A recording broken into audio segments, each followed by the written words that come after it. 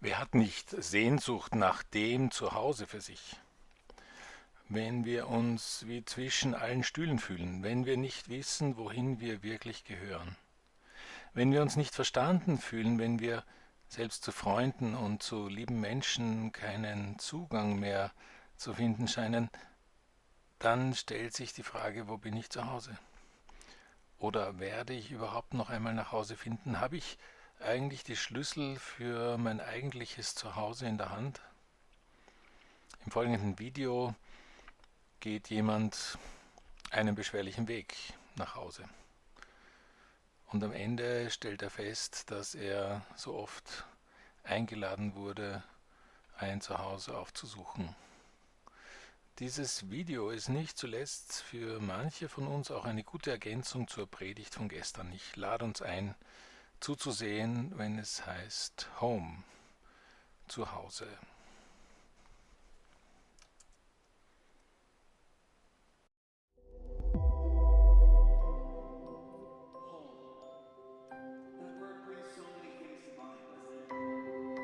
At the end of long days or long trips, it's the place we long to be. It means comfort or safety or warmth. 4 years ago, I found myself wanting to be home like never before. My family and I had decided to move from California to Illinois, from one end of the continent to almost the other end. And nothing makes you ache for home like being in between them. My wife and the kids went ahead of me on a plane, and then the week before Christmas, the dog and I began a cross-country road trip. For 8 to 10 hours a day, we drove and drove and drove. On the third day of the trip, I felt like the dog and I both deserved a break.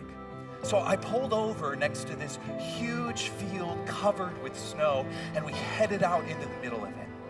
And we ran and we chased each other, and I threw sticks and he failed to fetch a single one of them. But for an hour or so, we just had fun. And then as we made our way back to the car, I reached into my coat pocket for the keys, and I distinctly remembered them being there when we'd headed out into the field. But now, nothing. With a sinking feeling, I turned to look into that wide open field.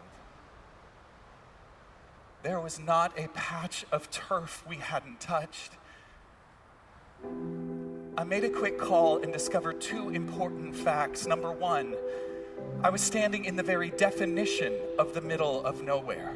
And number 2, there wasn't any help within 100 miles. Next thing I know, my phone displays the words, "No service." The daylight was fading, the temperature was dropping, and I was getting frantic.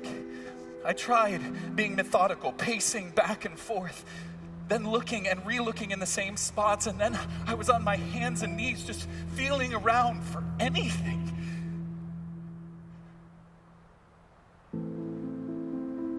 Finally, just totally worn out, I sat down. I'd exhausted every option I could think of. And then I closed my eyes. God, I know you can see my stupid keys right now. Will you help me? I walked nearly 200 yards to a place that I had checked 20 times. I took a deep breath and looked down. There they were. I could go home again. That's not the first time I've felt far from home. More than once I've been a long way off from my true home, the home I have in God. Times when I have steered my life so far off course that I don't know how to find my way back again. And I'm so desperate to silence the shame that I just keep searching. I keep trying to be good enough.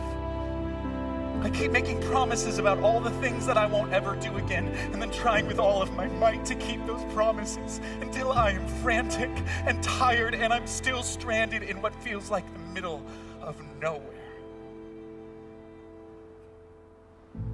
Until finally, I've called out to him. I've come to him. And every single time,